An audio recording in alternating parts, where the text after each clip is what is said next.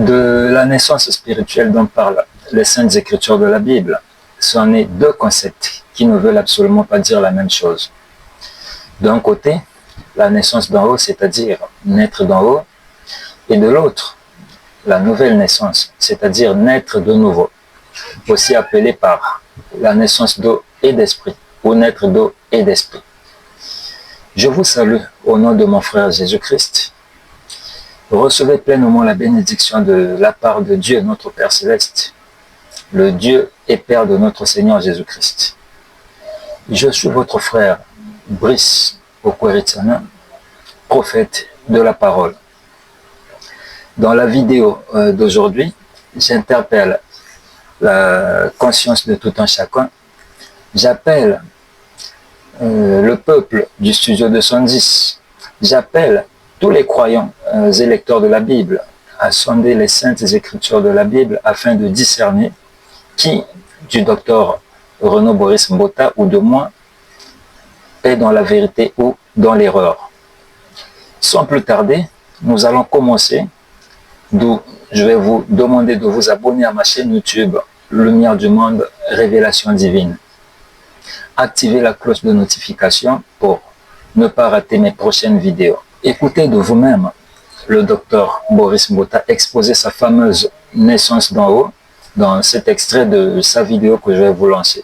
Alors maintenant ici, au sujet de la naissance d'en haut, je vais parler de la naissance d'en haut que je ne crois pas être la même chose que la nouvelle naissance.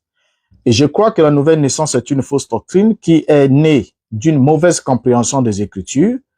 Et ce n'est pas juste une affaire de concept. Vous allez voir, quand on va le démontrer ici, que c'est vraiment une fausse doctrine.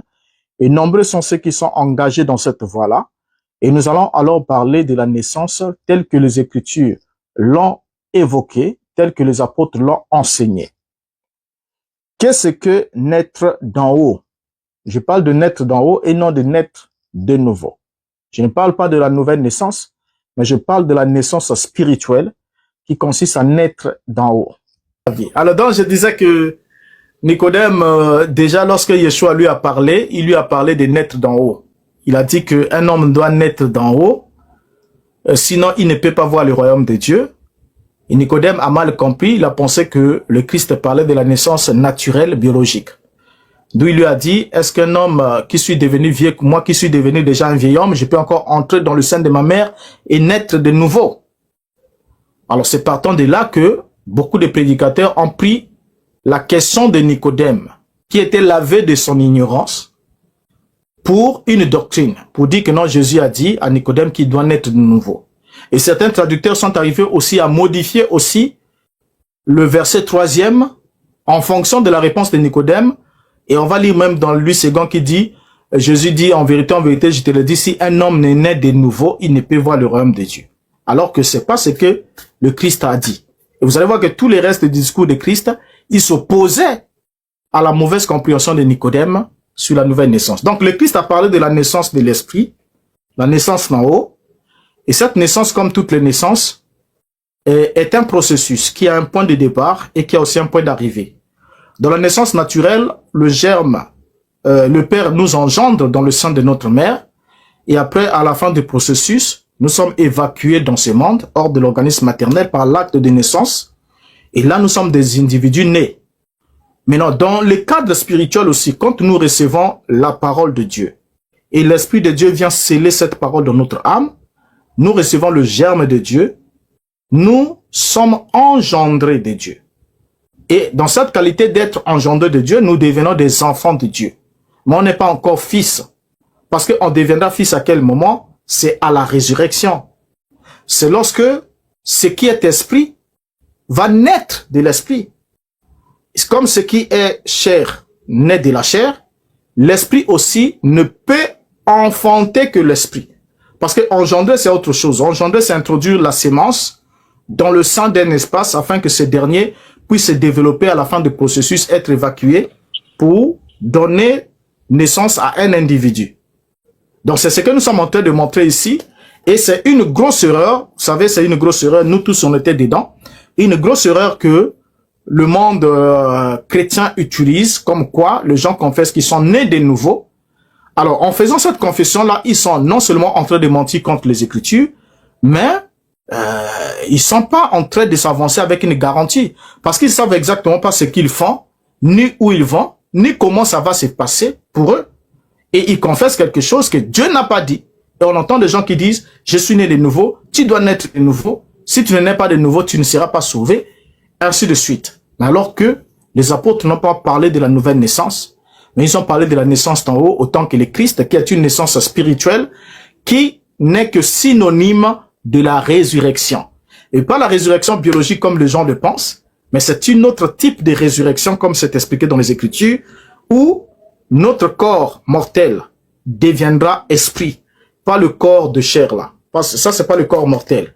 Pas ce corps-ci, mais le corps intérieur. Donc l'âme de celui qui a reçu le germe de vie deviendra alors totalement esprit, comme Yeshua était devenu un esprit vivifiant. Le premier Adam est devenu une âme vivante, mais Christ, lui, il est devenu un esprit vivifiant. Donc nous avons, pendant que nous vivons ici, nous vivons à l'image de celui qui devient une âme vivante. Voilà pourquoi nous sommes dans la chair et dans le sang. Mais une fois que nous accédons à cette dimension-là que Dieu a promise, alors nous devenons esprit. C'est juste ce que je voulais dire. Dans tous les détails que j'ai donnés là, c'est juste pour permettre à ce que la pensée soit claire et bien clarifiée. Vous avez entendu de vous-même ce qu'a dit votre docteur Boris Botta concernant la nouvelle naissance et sa fameuse naissance d'en haut. Ce que je comprends de lui et de ses nombreuses confusions dans ses enseignements, c'est juste qu'il n'a pas la connaissance véritable concernant la personne du Fils de Dieu et de la personne du Père des Esprits. Comme il est dit dans Luc 10, le verset 22, que personne ne connaît qui est le Fils de Dieu, si ce n'est le Père des Esprits, ni qui est le Père, si ce n'est le Fils, et celui à qui le Fils veut le révéler. D'où, avec les yeux de l'aigle, j'ai constaté dans les Saintes Écritures de la Bible une très grande série d'erreurs et de faussetés habilement conçues de sa part. Ainsi, selon qu'il est dit dans 1 Timothée 3, le verset 16, que toute écriture est inspirée de Dieu et utile pour enseigner, pour convaincre, surtout pour corriger, pour instruire dans la justice. Alors je me suis permis d'apporter de la lumière. La base de la conversation de Nicodème et Jésus, sa visite de nuit à Jésus, n'était pas la résurrection, mais c'était plutôt les miracles que Jésus opérait. Ce qui est écrit dans Jean 2, le verset 23, en ce qui suit. Pendant que Jésus était à Jérusalem, à la fête de Pâques, plusieurs crurent en son nom, voyant les miracles qu'il faisait. Et Nicodème faisait donc partie de ceux-là qui croyaient en Jésus à cause des miracles. Il a donc cru en Jésus comme étant un docteur venu de Dieu. Lui-même, Nicodème le confirme lorsqu'il vient de nuit voir Jésus. Dans Jean 3, le verset 2, il est dit que Nicodème qui vint, lui, auprès de Jésus de nuit, et lui dit, « Rabbi, nous savons que tu es un docteur venu de Dieu, car personne ne peut faire ces miracles que tu fais si Dieu n'est avec lui. » Vous avez entendu de vos propres oreilles que ce sont les miracles de Jésus qui ont attiré Nicodème à Jésus, afin d'en connaître le secret. Tout comme Simon le magicien, dans Acte 8, s'était intéressé aux miracles que Dieu faisait au travers des apôtres. Et s'en étant approché d'eux, négocia même à prix d'argent pour que les apôtres lui transmettent, selon ses propos à lui, le pouvoir de transmettre le Saint-Esprit aux gens en leur imposant les mains.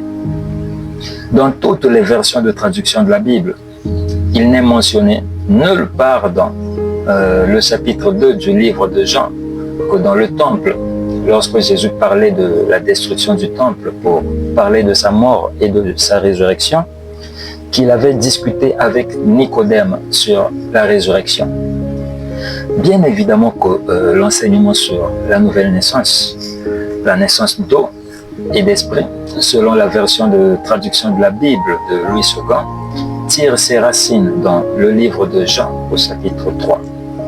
Dans Jean 3, le verset 1 à 6, il est dit « Mais il y eut un homme d'entre les pharisiens nommé Nicodème, un chef des Juifs, qui vint lui auprès de Jésus de nuit et lui dit, « Rabbi, nous savons que tu es un docteur venu de Dieu, car personne ne peut faire ces miracles que tu fais si Dieu n'est avec lui. » Jésus lui répondit, « en vérité, je te le dis, si un homme ne naît de nouveau, il ne peut voir le royaume de Dieu. » Là, Jésus dit que si un homme ne naît de nouveau. Nicodème lui dit, « Comment un homme peut-il naître quand il est vieux? Peut-il rentrer dans le sein de sa mère et naître? » Jésus répondit, « en vérité, je te le dis, si un homme ne naît d'eau et d'esprit, il ne peut entrer dans le royaume de Dieu. Ce qui est né de la chair est chair, et ce qui est né de l'esprit est esprit. » Dans Proverbe 8, le verset 10, dans Proverbe 18 plutôt, dans Proverbe 18, le verset 4, il nous est dit clairement que les paroles de la bouche d'un homme sont des eaux profondes. La source de la sagesse, c'est-à-dire Christ, est un torrent d'eau qui jaillit. C'est justement ce que Jésus nous confirme dans sa conversation avec la femme samaritaine dans Jean 4, le verset 14. Donc, Jésus qui va dire à la femme samaritaine, « Mais celui qui boira de l'eau que je lui donnerai n'aura jamais soif. Et l'eau que je lui donnerai deviendra en lui une source d'eau qui jaillira jusque dans la vie éternelle. » Naître d'eau veut donc dire recevoir la parole parlée de Dieu, qui est de l'eau de vie, dans son âme. Et naître de l'esprit, c'est recevoir dans son âme l'Esprit de Dieu qui est la source même de l'eau de la parole de Dieu. Il est très vrai que le sens profond de l'enseignement de Jésus à la femme samaritaine est qu'en croyant à la parole de Christ par la prédication de son évangile comme écrit dans Romains 10, le verset 17, c'est alors que cette foi en la parole de Christ va former en vous Christ lui-même, qui est la source de la parole parlée de Dieu. En d'autres termes, si tu nais d'eau de la parole de Dieu, cela produira en toi la naissance de l'esprit. Donc, l'ensemble de la naissance d'eau et de la naissance d'esprit font ce que la version de la traduction de la Bible du Semeur et de Louis II 21 appelle par la naissance de Dieu ou naître de Dieu. La naissance d'en haut, qui est mentionnée dans Jean 3 de la version de la traduction de la Bible du Semeur, est une mauvaise traduction, ou plutôt que c'est une erreur de traduction, parce que la naissance humaine concerne les êtres vivants, faits à l'image de Dieu. Concernant la naissance naturelle, il faudrait qu'il y ait la semence naturelle qui est le spermatozoïde. Et il faudrait qu'il y ait le sein de la mère. Ici, c'est la mère qui enfante. Et le père engendre. Là, c'est concernant la naissance naturelle, bien sûr.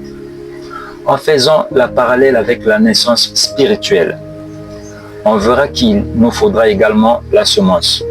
Seulement, il est question de la semence spirituelle, qui est la parole parlée de Dieu. Il nous faudra également un sein spirituel, qui est ici le sein de Dieu. Donc, il est question ici du sein de Dieu ou le sein du Père, comme mentionné dans Jean 1, le verset 18.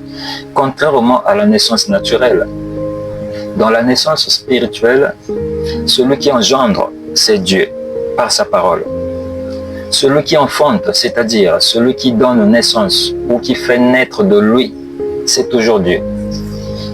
La raison pour laquelle l'expression naissance d'en haut ou naître d'en haut est tout faux, c'est justement dans ce fait-là que la naissance, tant naturelle que spirituelle, ne concerne que les êtres vivants créés à l'image de Dieu. D'où, en disant naissance d'en haut ou naître d'en haut, on doit se poser deux très bonnes questions qui sont simplement la question numéro 1, en disant naître d'en haut, en haut qui est fait mention ici, est-ce un être naturel ou spirituel pour qu'on naisse de lui? Question numéro 2. En disant naissance d'en haut, en haut qui est fait mention ici, est-ce un être naturel ou spirituel? Pour que les enfants spirituels soient nés de lui ou en haut, est-elle une personne naturelle ou spirituelle pour qu'elle enfante des enfants spirituels? L'expression nouvelle naissance est bel et bien scripturaire, étant ainsi fondée dans les Saintes Écritures de la Bible. La naissance naturelle et charnelle étant la première naissance qui concerne l'homme extérieur engendré et formé selon l'image et la ressemblance des parents terrestres.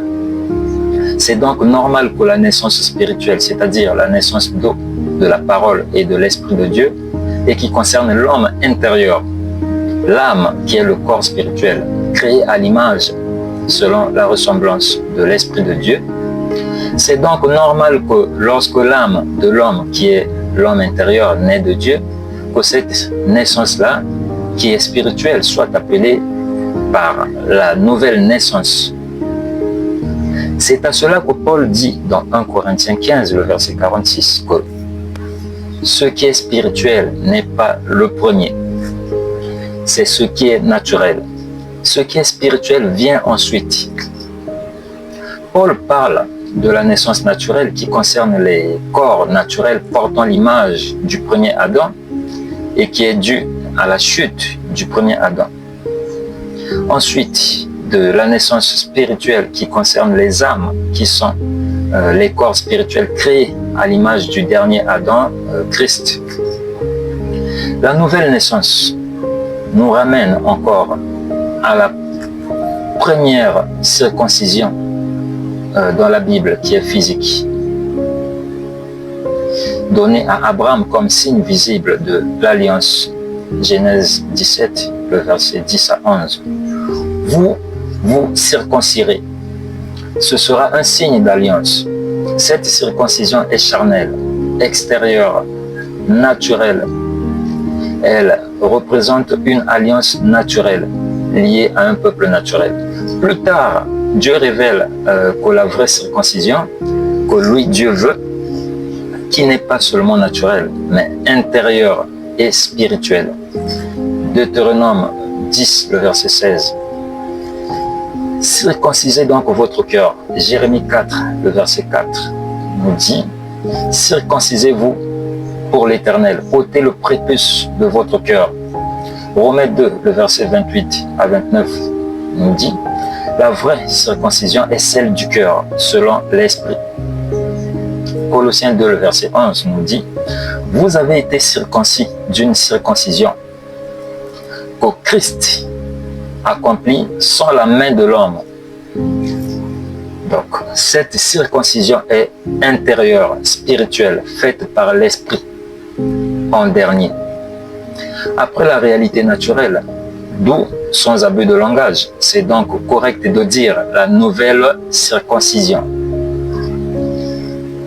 C'est comme lorsqu'on parle des deux alliances que Dieu a fait avec son peuple. La première alliance, faite avec le sang des animaux, est l'ancienne alliance. Et la seconde alliance, faite avec le sang de Christ, est la nouvelle alliance. Pour faire la parallèle entre l'ancienne naissance, qui est naturelle, et la nouvelle naissance, qui est spirituelle, c'est plus que clair. Dans Galates 4, le verset 19, Paul en disant, « Mes enfants, pour qui j'éprouve de nouveau les douleurs de l'enfantement, jusqu'à ce que Christ soit formé en vous. » Paul a voulu simplement lier l'enfantement spirituel ou la naissance de Dieu à la formation de Christ dans les croyants.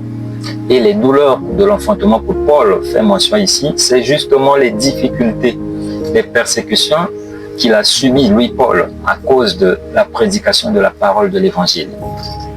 Concernant le passage de Galates 3, le verset 27, lorsqu'il est dit que vous tous qui avez été baptisés en Christ, vous avez revêtu Christ. Revêtir Christ, comme mentionné ici dans l'Écriture, ne veut pas du tout dire entrer à l'intérieur de la personne de Christ, qui est le Seigneur du ciel et de la terre. et l'Esprit de Dieu. Revêtir Christ veut simplement dire être une image de Christ, un représentant et un ambassadeur de Christ, étant devenu un avec lui par son esprit dans l'homme intérieur.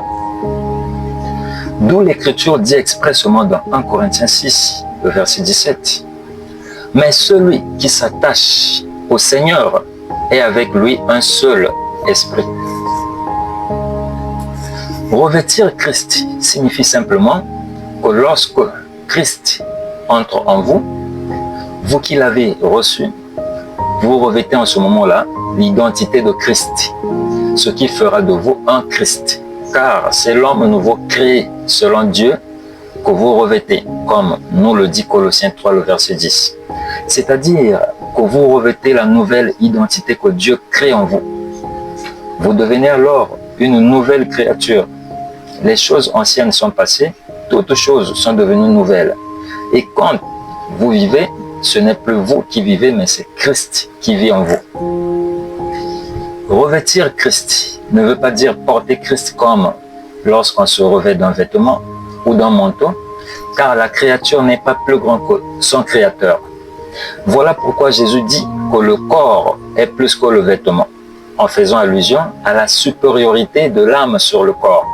L'âme étant le corps spirituel créé à l'image de Dieu, et le corps de chair est le vêtement que Dieu a revêtu l'âme. Romains 8, le verset 9, dit que celui qui n'a pas l'esprit de Christ ne lui appartient pas. Ce qui veut dire que pour appartenir à Dieu, il faudrait que Dieu entre en vous.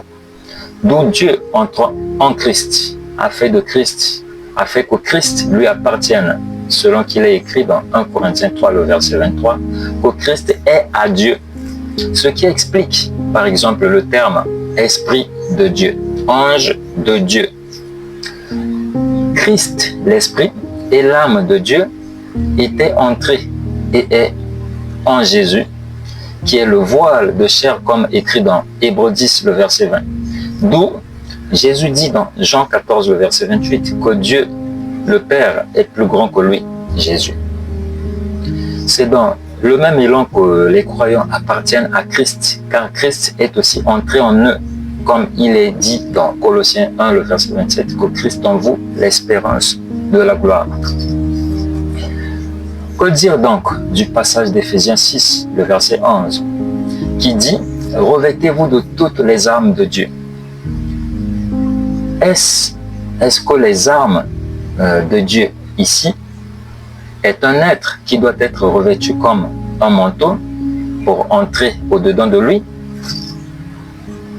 Du fait que Dieu soit plus grand que toutes ces créatures et la vie, personne donc ne peut entrer dans la personne de Dieu. Personne ne peut entrer à l'intérieur de la personne de Christ, car le vêtement ne peut pas entrer dans le corps. C'est plutôt le corps qui entre dans le vêtement.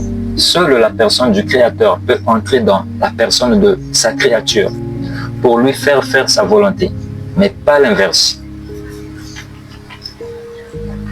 Ainsi, pour revenir sur Galates 3, le verset 27, être baptisé en Christ veut simplement dire être baptisé de l'Esprit Saint de Dieu, c'est-à-dire l'incarnation de Christ dans l'âme du croyant, car Christ est l'Esprit. Christ est Esprit, d'où dans 1 Corinthiens 12, le verset 13, Paul dit « Nous avons tous en effet été baptisés dans un seul esprit, pour former un seul corps, soit juif, soit grec, soit esclave, soit libre. Et nous avons tous été abreuvés d'un seul esprit. » Concernant les douleurs de l'enfantement, que soupire et souffre la création tout entière, la nature et les croyants, nous allons ensemble lire le passage de Romains 8, le verset 20 à 23, afin d'en connaître le contexte et l'interprétation qui lui est dédiée. Il est écrit ce qui suit, « Car la création a été soumise à la vanité, non de son gré, mais à cause de celui qui l'y a soumise, avec l'espérance qu'elle aussi sera affranchie de la servitude de la corruption, pour avoir part à la liberté de la gloire des enfants de Dieu. Or, nous savons que jusqu'à ce jour, la création tout entière soupire et souffre les douleurs de l'enfantement. Et ce n'est pas elle seulement, la nature, mais nous aussi, qui avons les prémices de l'esprit. Nous aussi, nous soupirons en nous-mêmes en attendant l'adoption, la rédemption de notre corps. Dans le passage de Romains 8, le verset 20 à 23, les prémices de l'esprit dont parle Paul ici, c'est la naissance de l'esprit ou la nouvelle naissance. Plus le message caché dans ce passage n'est pas la nouvelle naissance, mais ce passage nous édifie sur l'impatience de la nature à recouvrir son ancienne position de pureté avant la chute de l'homme dans le jardin d'Éden. Car dans sa colère, selon ce qui est écrit dans Genèse 3,17, Dieu maudit la terre et a soumis la nature à tous les maux, d'où la nature est dans l'attente de l'accomplissement de la promesse de Dieu de créer un nouveau ciel et une nouvelle terre. En d'autres termes, la nature est dans l'attente de sa régénération pour qu'elle reprenne sa position de pureté avant la chute, lorsque la terre était encore le paradis, sachant que Christ, l'agneau de Dieu, est venu dans la chair et a ôté le péché du monde par son sacrifice à la croix. Donc, la nature tout entière et les premiers-nés de Dieu sont dans l'attente de ce moment-là dont parle la Bible dans Apocalypse, le chapitre 21 et 22, lorsque le Fils de Dieu et l'agneau manifesteront pleinement la gloire de Dieu et régneront au siècle des siècles, tandis qu'il n'y aura plus d'anathème.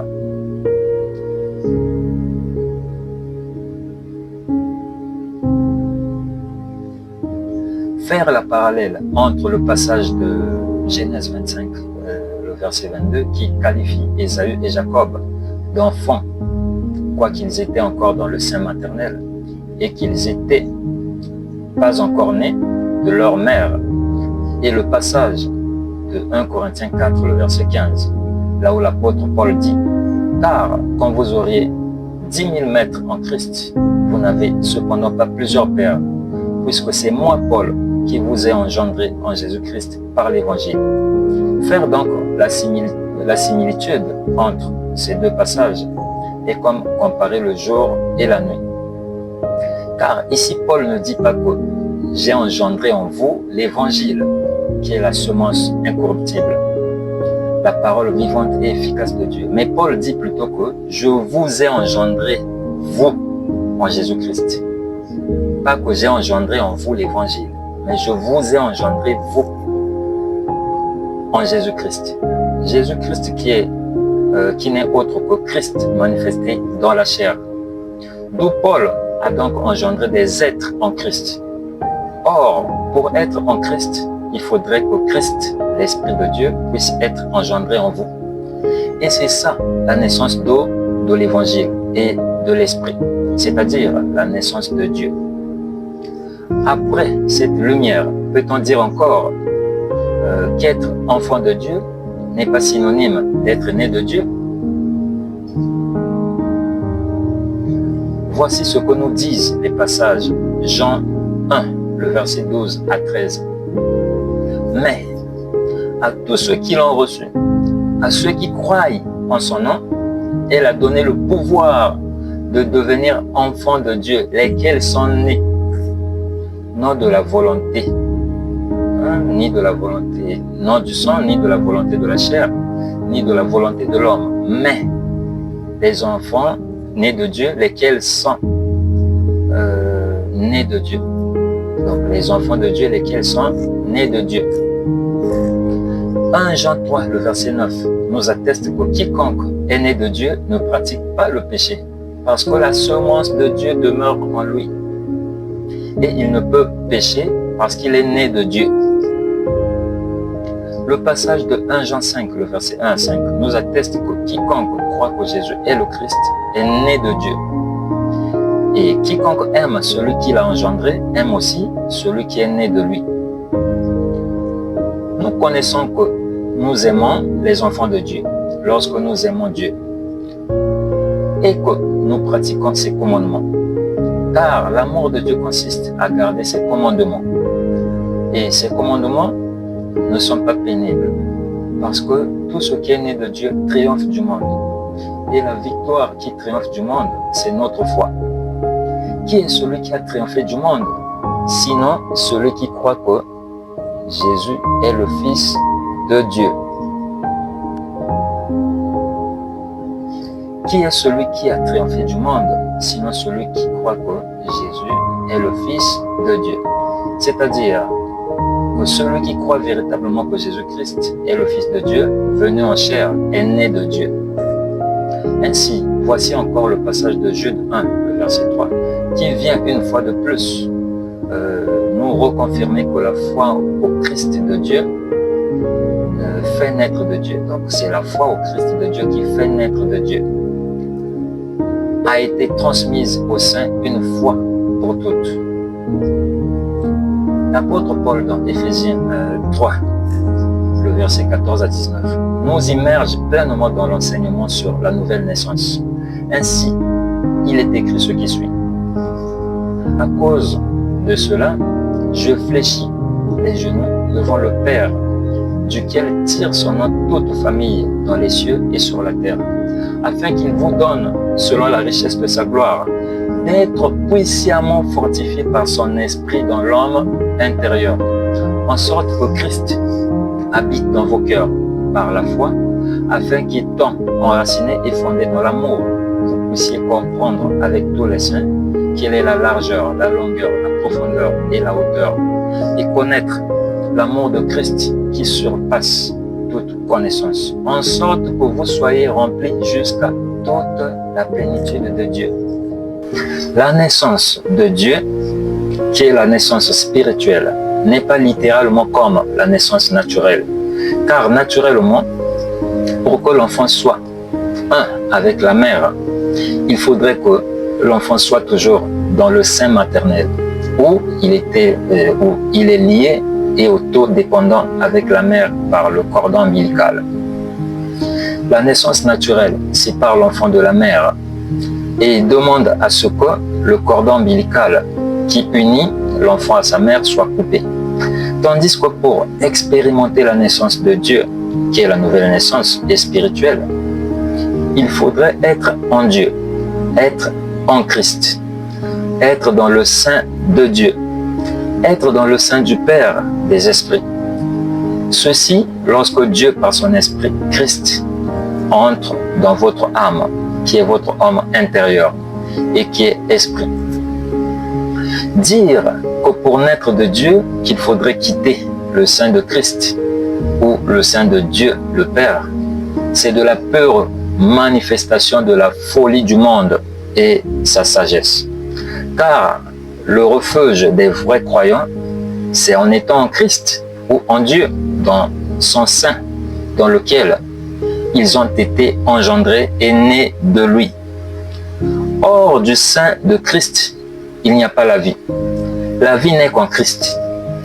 C'est pourquoi Christ, dans les jours de sa chair, pouvait dire dans Jean 15, le verset 5, que « Je suis le cep, vous êtes les sarments.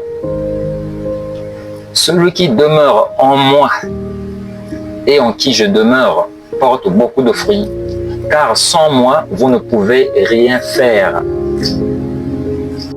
Lorsque la Bible dit, dans Éphésiens 4, le verset 30, que « N'attristez pas le Saint-Esprit de Dieu, par lequel vous avez été scellés pour le jour de la rédemption. » Il faut noter que le sceau dans la Bible signifie propriété, la protection, la garantie, l'authenticité et la sécurité. Le Saint-Esprit est donc la preuve que tu appartiens à Dieu. Il est aussi la garantie que Dieu t'amènera jusqu'au bout, au jour final. Le Saint-Esprit ne part pas ou ne quitte pas le croyant né de Dieu au jour de la rédemption du corps de chair. Le texte ne dit jamais « jusqu'à ce jour », puis il s'en va. N'attristez pas le Saint-Esprit de Dieu jusqu'à ce jour, puis il s'en va. Non, non, non. Jusqu'au jour de la rédemption, puis ils s'en vont. Le texte dit plutôt scellé pour ce jour, c'est-à-dire le but du sceau est de te conduire à ce jour, pas de s'arrêter à ce jour. Exemple, un colis qui a un scellé jusqu'à la livraison n'implique pas que le scellé détruit le contenu à l'arrivée. Le scellé assure la livraison, bien au contraire. Le Saint-Esprit demeure éternellement dans les croyants. Dans Jean 14, le verset 16, Jésus dit « Il vous donnera un autre consolateur, afin qu'il demeure avec vous pour toujours, pas pour un temps, pas jusqu'à la rédemption, mais pour toujours. » Dieu n'utilise pas l'Esprit Saint comme quelque chose de temporaire. Au jour de la rédemption, le Saint-Esprit ne part pas. Il accomplit son œuvre. Le jour de la rédemption égale la rédemption finale du croyant, la délivrance complète du croyant. Quant au péché, quant à la corruption, quant au corps mortel. À ce moment, l'Esprit transforme le croyant. 1 Corinthiens 15, le verset 52, nous l'atteste. L'Esprit vivifie le corps mortel. Romains 8, le verset 11, nous le confirme. L'Esprit parfait l'œuvre commencée. Il ne part pas. Il accomplit ce pourquoi il a scellé le croyant. Pourquoi Paul, dit-il, n'attristez pas le Saint-Esprit? Mais parce que même si l'Esprit ne quitte pas le croyant, on peut attrister le Saint-Esprit, on peut attrister sa présence, diminuer son onction, freiner sa communion. Mais attrister ne veut pas dire perdre. Paul ne dit pas, sinon vous, n'attristez pas le Saint-Esprit, sinon il vous quittera. Paul ne dit pas ça. Il dit, n'attristez pas celui qui vous a scellé pour votre salut final. Non, le Saint-Esprit ne quitte pas les croyants au jour de la rédemption. Et les croyants ne vont pas non plus se détacher de Christ. Quitter le sein de Christ pour vivre une vie autonome, indépendamment de Christ. Non. Le Saint-Esprit scelle, il garde, il protège, il garantit, il ressuscite, il demeure éternellement. Il est le sceau, la garantie et la présence éternelle de Dieu dans les rachetés. Pour connaître ce que c'est connaître de Dieu, il est fondamental de connaître avant tout qui est le premier-né de Dieu. Il est né de Dieu où, quand et avec quel corps est-il né? C'est-à-dire la chair ou l'âme, qui est un corps esprit. Dans les passages Jean 1, le verset 18, et Jean 4, le verset 12, il est dit que personne n'a jamais vu Dieu. Le Fils unique qui est dans le sein du Père est celui qui l'a fait connaître. Et dans 2 Corinthiens 4, le verset 4, il est écrit que pour les incrédules dont le Dieu de ce siècle a aveuglé l'intelligence, afin qu'ils ne vissent pas briller la splendeur de l'évangile de la gloire de Christ, qui est l'image de Dieu. Une image, c'est ce qu'on voit. Christ est l'image du Dieu invisible, ce qui veut simplement dire que le Dieu invisible que personne n'a jamais vu, comme mentionné dans Jean 1, le verset 18, et autre passage. Dans Colossiens 3, le verset 24, et 1 Pierre plutôt, le chapitre 3 au verset 15, il est dit que Christ, celui-là qui est l'image de Dieu, comme on venait de lire, est le Seigneur. Dans 2 Corinthiens 3, le verset 17, il est dit que le Seigneur c'est l'Esprit. Ce qui rendra alors plus que clair le verdict selon lequel Christ, pas Jésus, donc Christ est l'Esprit de Dieu. Christ, qui est l'Esprit de Dieu, est l'image par laquelle le Dieu invisible a été vu. En d'autres termes, Christ est le Dieu visible. D'où dans Acte 17, le verset 24, il est dit que le Dieu qui a fait le monde et tout ce qui s'y trouve est le Seigneur du ciel et de la terre. d'un côté, la Bible dit que Dieu est invisible, mais de l'autre, qui est alors le Dieu visible qui fut vu dans tout l'Ancien Testament? Comme le cas, par exemple, dans Genèse 32, là où Jacob dit « J'ai vu Dieu face à face et mon âme a été sauvée ». Dans Juge 13, Manoach et sa femme dirent « Nous allons mourir car nous avons vu Dieu ». Moïse l'a vu de dos. Abraham l'a vu. Josué l'a aussi vu. D'où la même question fut posée dans la Bible, dans 2 Samuel, le chapitre 22, au verset 32. Ainsi, il est dit, car qui est Dieu si ce n'est l'Éternel?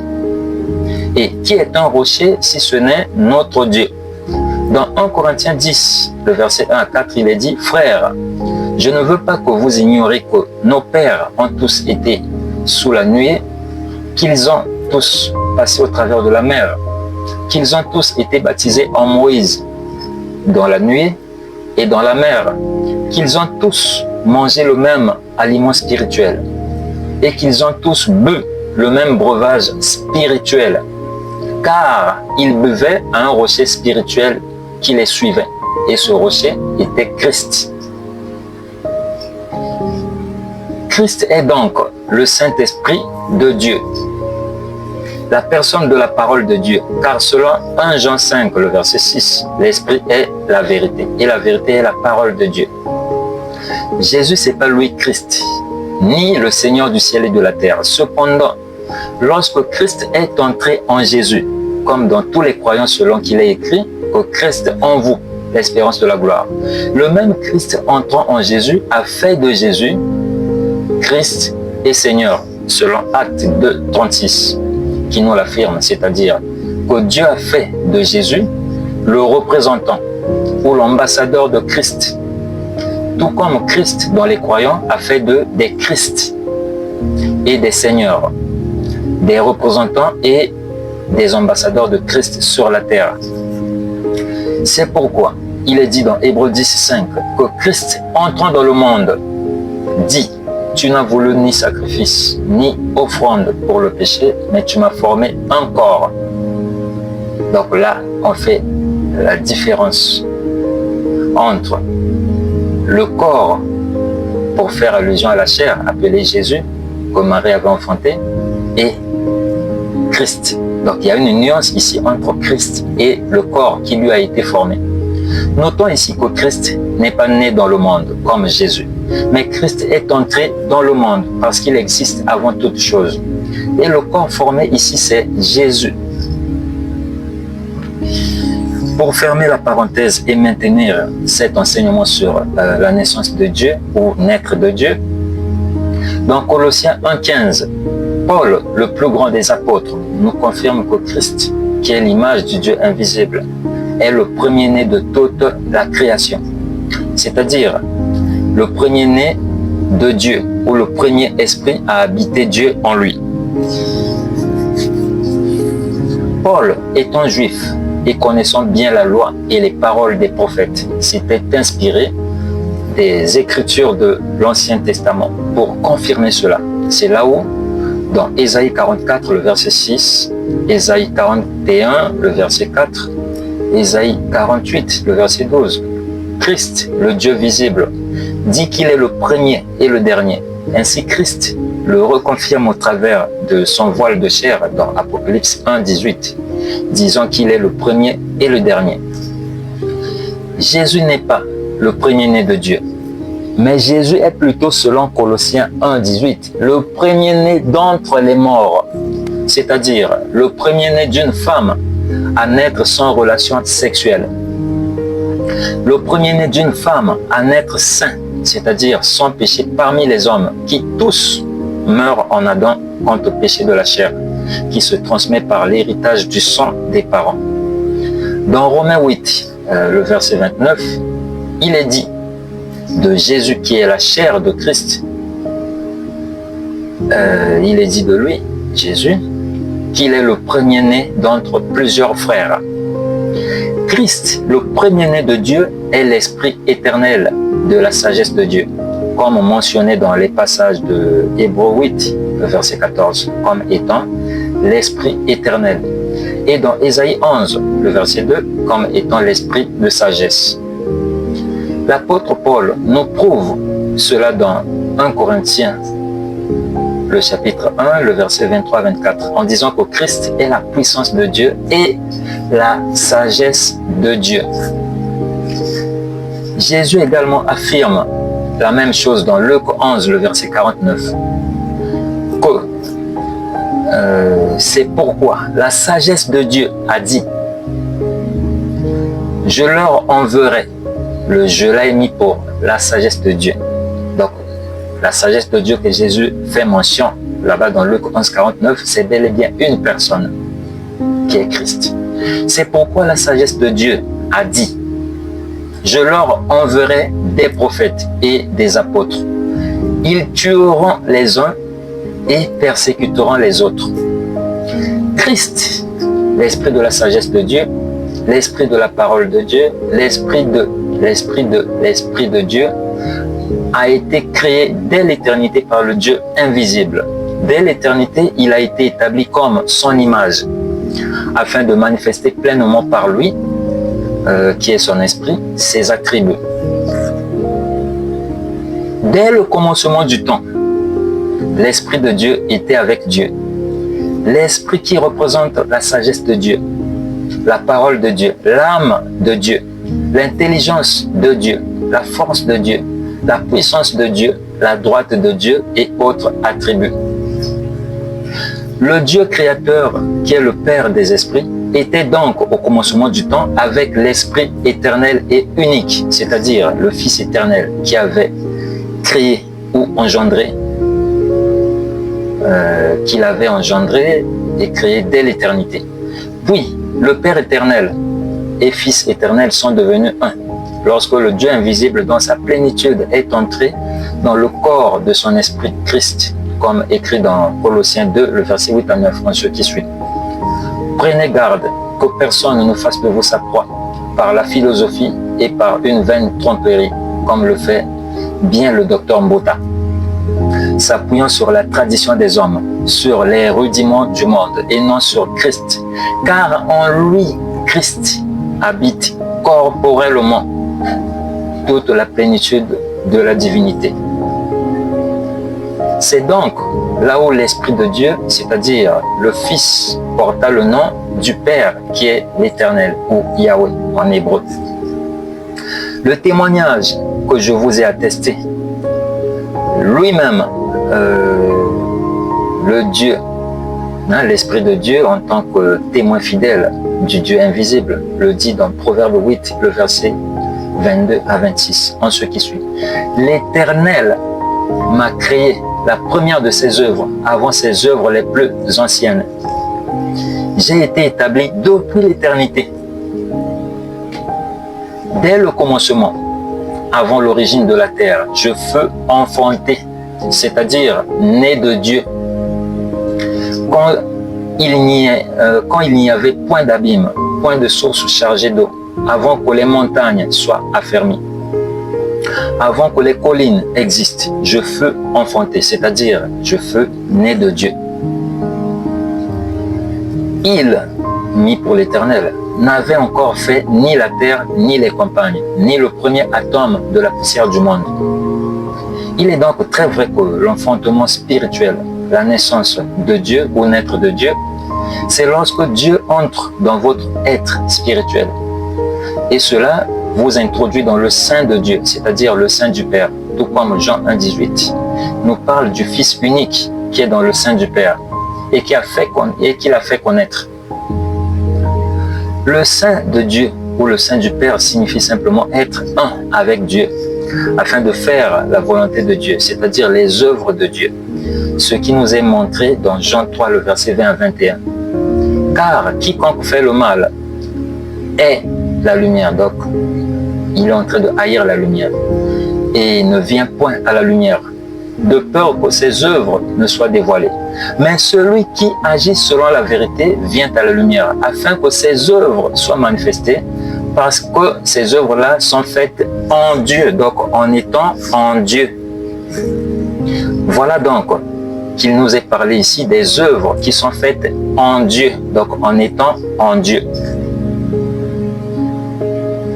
C'est comme lorsque la Bible parle du sein d'Abraham. Il est question ici de l'unicité de la foi entre Abraham, qui est le père de la foi, et les fils d'Abraham, qui sont censés faire les œuvres d'Abraham.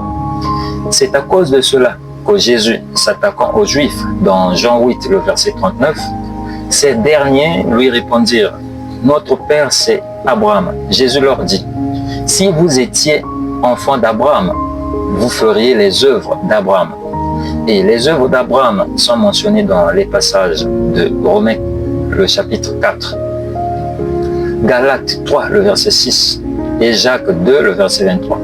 Ainsi, les œuvres d'Abraham, c'est qu'Abraham crut Dieu et cela lui fut imputé à justice.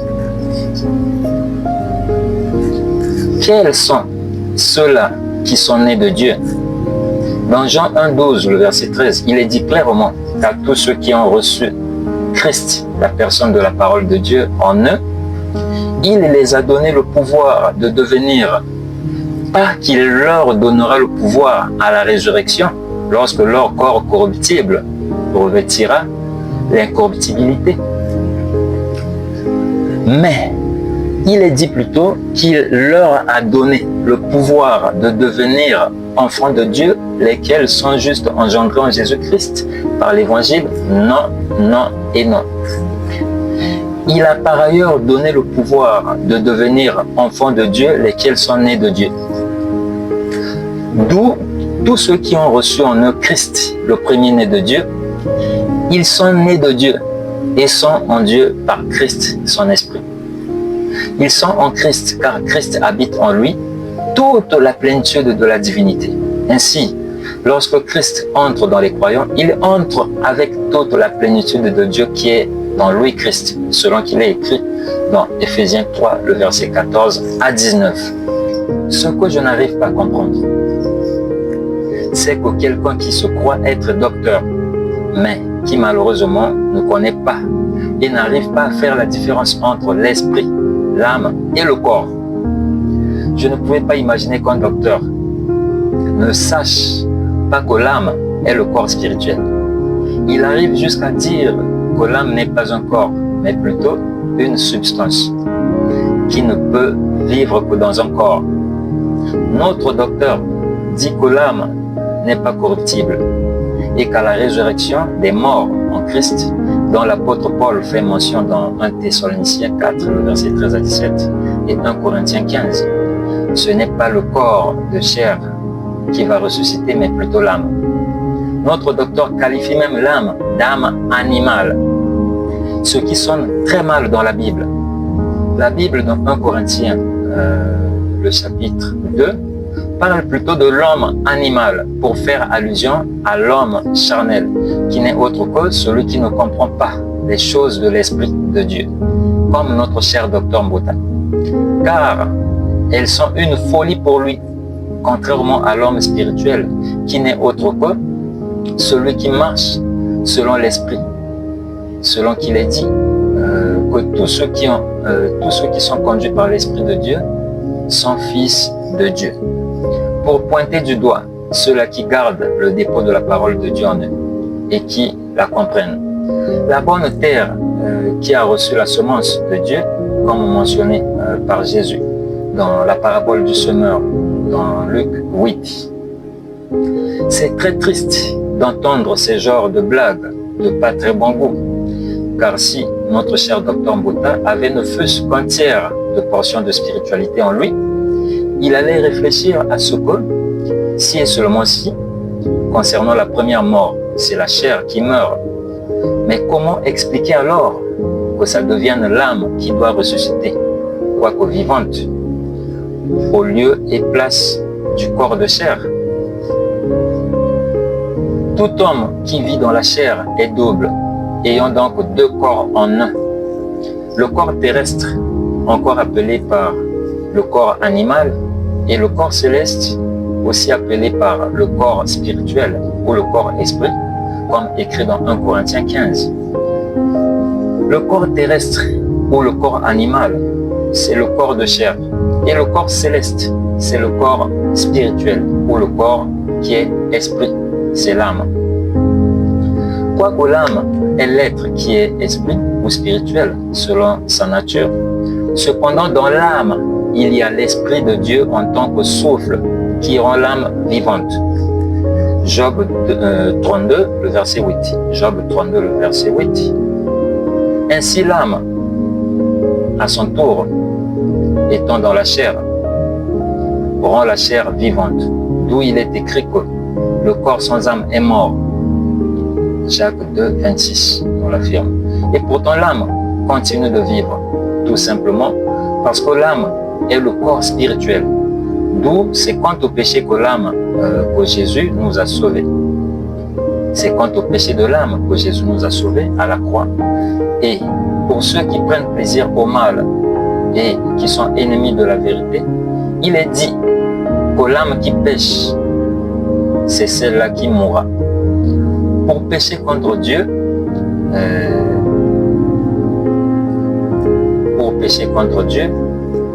il faut être obligatoirement un être créé à l'image de Dieu, capable de transgresser la loi de Dieu, soit par ses paroles ou soit par ses œuvres. Dans 2 Corinthiens 4, le verset 16, il est écrit ce qui suit. C'est pourquoi nous ne perdons pas courage. Et lors même que notre homme extérieur se détruit, notre homme intérieur se renouvelle de jour en jour. Vous avez suivi clairement de vous-même, là où l'apôtre Paul reconfirme cette dualité de l'homme.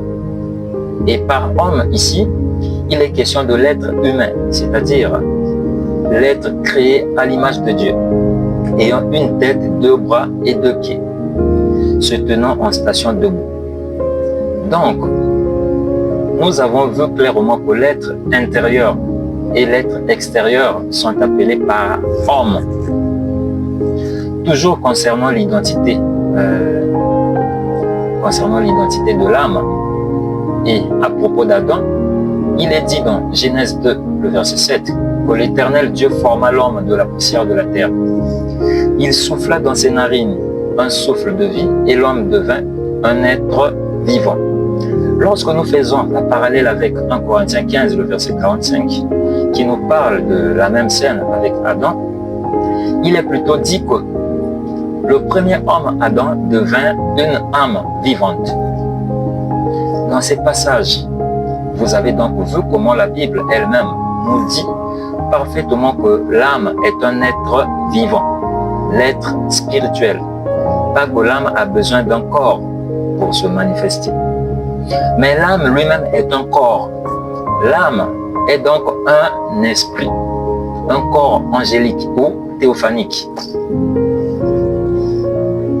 L'apôtre Pierre nous parle de cela dans 1 Pierre 3, le verset 3 à 4, en ce qui suit. Ayez non cette parure extérieure qui consiste dans les cheveux tressés, les ornements d'or ou les habits qu'on revêt. Mais la parure intérieure est cachée dans le cœur, la pureté incorruptible d'un esprit doux et paisible, qui est d'un grand prix devant Dieu. Donc ici, l'apôtre Paul nous édifie par rapport à la relation entre l'âme et le corps de chair. Pierre d'un côté appelle le corps de chair par la parure extérieure, qui réclame des choses éphémères. Et de l'autre, Pierre appelle l'âme par la parure intérieure, qui est un esprit caché dans le cœur et qui réclame la pureté incorruptible et paisible, qui est d'un grand prix devant Dieu. Notre cher docteur Mbota, en disant que l'âme n'est pas un corps, il dit tout de même quelque chose de bien, en disant que le corps angélique, c'est-à-dire le corps qu'ont les anges, est une théophanie. Ce qu'il ignore, c'est que dans Hébreux 1, le verset 14, il est dit que les anges sont des esprits au service de Dieu. Donc, les anges sont des esprits. Ce qui soutiendra fermement ce fait-là que l'âme étant un esprit est par le même élan un corps angélique ou une théophanie. D'où Dieu et les anges étant des esprits, ils sont donc des âmes. Lorsque Jésus dit dans Jean 3, le verset 6, que ce qui est né de la chair est chair et ce qui est né de l'esprit est esprit. Remarquez que Jésus ne dit pas que ce qui est né de la chair devient chair et ce qui est né de l'esprit devient esprit, comme notre docteur nous a menti en le déclarant plutôt ainsi. Mais Jésus apprend justement à Nicodème dans Jean 3, 6, d'un côté que c'est une chair qui doit naître d'une chair également, et de l'autre que c'est l'âme qui est un esprit qui doit naître de l'Esprit de Dieu. Notre très cher expert et docteur Boris Mbota, toujours dans l'esprit de l'erreur, a battu un nouveau record dans ses gros mensonges, dont nous allons lire ensemble 1 Corinthiens 15, le verset 45, en ce qui suit.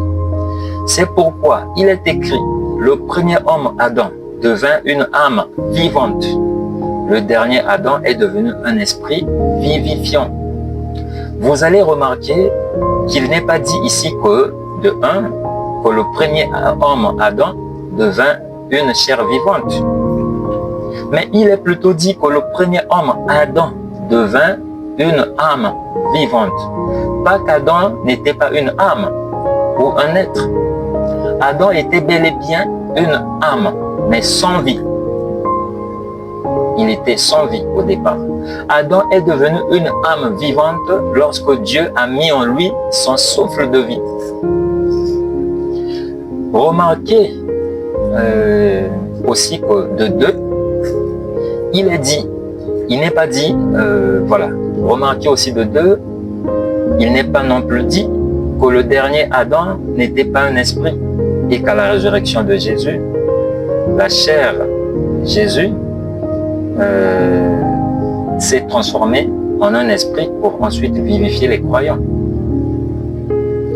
Car de la même manière que le premier Adam, quoiqu'il pouvait posséder un corps de chair formé de la poussière de la terre, le premier Adam était un esprit selon son âme.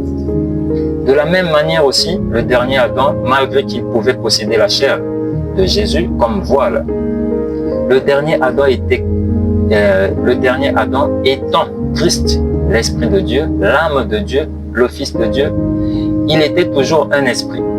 Vu dans toute la Bible comme étant l'Esprit de Dieu, cependant, dans toute l'ancienne alliance, il n'est nulle part entré dans les croyants pour les vivifier. Mais dans la nouvelle alliance, et ce, dans la chambre haute, Christ, le dernier Adam, est entré dans les croyants comme il était entré en Jésus-Christ pour le vivifier. Et c'est étant dans les croyants qu'il est devenu un esprit vivifiant. Une fois de plus, la preuve que Jésus-Christ à la résurrection n'était pas devenu un esprit, la preuve en question se trouve dans Luc 24, le verset 36 à 39. Au verset 39, Jésus dit, « Voyez mes mains et mes pieds. C'est bien moi, touchez-moi et voyez. Un esprit n'a ni chair ni os, comme vous voyez que j'ai. » Donc ça veut dire que Jésus à la résurrection, il avait une chair et des os. Mais par contre, Jésus nous apprend que l'esprit, un esprit n'a pas de corps de chair. Un esprit n'a ni chair ni os. Mais lui, il en avait à la résurrection. Vous venez donc de voir de vous-même qu'à la résurrection, Jésus dit clairement qu'il n'était pas devenu un esprit, mais qu'il avait toujours son corps de chair. Seulement, à la différence de la résurrection de Lazare, Jésus-Christ, à la résurrection, était devenu un corps de chair glorifié. C'est-à-dire la fusion du corps de chair avec la lumière immortelle et glorieuse de Dieu. En d'autres termes, la transfiguration du corps de chair. C'est en fait la robe blanche qui fut donnée comme récompense aux croyants dans Apocalypse 6 et Apocalypse 7. C'est pourquoi dans Apocalypse 3, le verset 5, Jésus confirme cela en disant que celui qui vaincra sera ainsi revêtu des vêtements blancs je n'effacerai point son nom du livre de vie, et je confesserai son nom devant mon Père et devant ses anges. De la même manière que Paul, dans 1 Corinthiens 15, dit que les croyants qui sont en Christ, qui seront vivants pendant l'avènement de Jésus-Christ, ne devanceront pas ceux qui sont morts en Christ, car tous auront leur corps de chair qui revêtiront, ils auront leur corps de chair qui revêtiront l'immortalité, qui n'est autre que cette robe blanche. Jésus aussi de son vivant avait déjà goûté à ça avant sa mort et sa résurrection. Ceci dans Matthieu 17, le verset 2. Ainsi, il est dit que Jésus fut transfiguré devant Pierre, Jacques et Jean. Son visage resplendit comme le soleil et ses vêtements devinrent blancs comme de la lumière. On est en mai 2026, donc je mets en garde les éternels copistes, ceux-là qui n'ont aucune vocation céleste, mais qui font le tour d'Internet pour faire le copier-coller. Je vous préviens que cette nourriture spirituelle que j'ai mise à la disposition des véritables fils de Dieu, que si quelqu'un s'en accapare pour faire mauvais usage, disant que Dieu s'est révélé à lui, comprenez que c'est un imposteur. Si l'imposteur a des vidéos de ses enseignements publiés sur le net, je ferai une vidéo avec pour lui démontrer son mensonge par rapport à ce qu'il disait autrefois. Car ayant le renseignement sur la religion et la spiritualité, ce qui se dit dans les églises et sur la toile, nulle part je n'ai entendu qui que ce soit parler de l'extrait de ces grands mystères cachés sur la divinité que j'ai exposé clairement en peu de mots. La portion de lumière que je vous ai dévoilée dans mon enseignement, je ne l'ai pas appris d'un homme.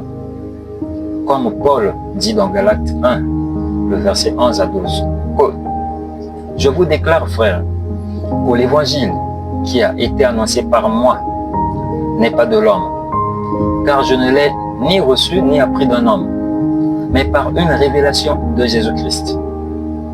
Et selon qu'il est aussi écrit dans Amos 3, le verset 7, que car le Seigneur, l'Éternel, ne fait rien sans avoir révélé son secret à ses serviteurs, les prophètes. Là, je parle de ce que j'ai vécu comme expérience en avril 2017. Lorsque j'ai commencé pour la première fois à entendre une voix humaine qui parle en moi et qui m'enseignait toutes choses dans la Bible. Car à l'époque, quoique je ne comprenais pas la Bible, je croyais fermement tout de même à la Bible, comme aujourd'hui. Cela se passait souvent tard dans la nuit, me provoquant l'insomnie. J'avais très peur. Je pensais que je devenais fou. Ou soit c'était ma mort. Comme cela se répétait souvent, j'ai compris que c'était un esprit qui me parlait. Je me suis dit que ça pouvait aussi être un mauvais esprit. Je me suis alors souvenu de ce que Jean dit dans son épître, précisément dans 1 Jean plutôt, le chapitre 4 au verset 1, là où il est dit que n'ajoutez pas foi à tout esprit, mais éprouvez les esprits pour savoir s'ils sont de Dieu. C'est par là que j'ai commencé à écrire ce que cet esprit me disait, pour ramener ça à la Bible et voir si cela sera en conformité. Car, dis-je, si et seulement si, par rapport à la Bible, c'est poussé par l'Esprit de Dieu que les hommes ont parlé de la part de Dieu, qu'il y a eu des scribes, quelques prophètes et apôtres qui ont écrit sur des rouleaux, et toute l'histoire que vous connaissez sur la vraie origine des Saintes Écritures. J'ai eu à faire une vérification minutieuse dans la Bible, comme Paul lorsqu'il fut parti en Arabie et à Damas pendant 3 ans pour sonder les Écritures et voir si c'est réellement le Saint-Esprit qui lui avait parlé. J'ai alors essayé de parler et de démontrer bibliquement aux frères, pasteurs associés et diacres de l'Église dite du message du temps de la fin, là où Branham est considéré comme frère et prophète. Ils avaient tellement peur qu'ils refusèrent en boucle, malgré les passages bibliques clairs. Ils m'ont donc demandé de montrer là où le frère Branham en parlait. J'ai alors prié Dieu et je lui ai demandé de me conduire à retrouver les citations de frère Branham là où il en parle. C'est ce que Dieu fit. Quoique Branham n'en parle pas de manière littérale dans les citations que j'avais retrouvées, je suis alors retourné envers les frères, mais malheureusement, comme ce n'est pas ce que leur pasteur leur enseigne, ils l'ont encore rejeté en boucle. Lorsque j'ai vu que ce que le Saint-Esprit m'a enseigné, il l'avait aussi enseigné progressivement à Branham le long de son ministère. C'est là où j'ai reconfirmé que Branham est un vrai prophète de Dieu, quoiqu'avant qu'il reçoive la révélation, c'est-à-dire la compréhension sur un sujet biblique quelconque, il a eu donc, en tant qu'homme, à faire des erreurs par rapport à la Bible, des embryoments et même des lapsus. Car le frère Branham, comme lui-même le disait souvent, est un homme avec toute sa faiblesse. Et l'erreur est humaine, comme on dit. Ce qui, naturellement, ne fait pas de lui, Branham, un faux prophète. Vous constaterez que là où Branham a fait une erreur biblique dans sa prédication, il n'a jamais inclus le Seigneur pour dire « Ainsi dit le Seigneur ». Oui. Mon précieux frère, le docteur de la loi, Boris Mbota, après s'être autrefois inspiré pleinement des prédications de Branham, a l'audace de critiquer Branham, disant que Branham était franc-maçon, faux prophète, rosicrucien, et jusqu'à dire même qu'il était malade mental. Tandis que par rapport à la compréhension de la Bible, tu n'arrives pas à la cheville de Branham. Pire encore, si tu vivais à son époque sans Internet comme aujourd'hui, sans téléphone intelligent, sans ordinateur, sans Bible électronique qui permet de faire facilement et rapidement les recherches pour trouver les passages bibliques voulus. Mon cher frère Mbota, repens-toi, car tu perpétues là, par le même esprit que les pharisiens, leurs œuvres sur Jésus. Car ils ont traité Jésus de tous les noms, faux, faux prophète, mangeur et buveur, Belzébul, enfant illégitime et autres. Très cher pasteur Gédéon de la Tchétchouva, j'ai discerné en toi également l'esprit de l'erreur, car tu ne connais pas qui est Dieu, ni qui est mon frère Jésus-Christ. D'où je t'ai toi aussi, comme au docteur Mbota, préparé du biberon, constitué du lait spirituel, comme le dit Paul dans Hébreux 5, le verset 13, que or, quiconque en est au lait n'a pas l'expérience de la parole de justice, car il est un enfant. Donc, Gédéon de la Tchétchouva, es-tu prêt pour recevoir ton biberon? Il n'y a pas de drame. C'était là votre frère, Brice Okweritzana, votre humble serviteur. À nous revoir donc dans un prochain numéro. N'oubliez surtout pas de vous abonner à ma chaîne YouTube, Lumière du Monde, Révélation Divine, et activer la cloche de notification pour ne pas rater mes prochaines publications. Je suis aussi sur TikTok. Je vous remercie.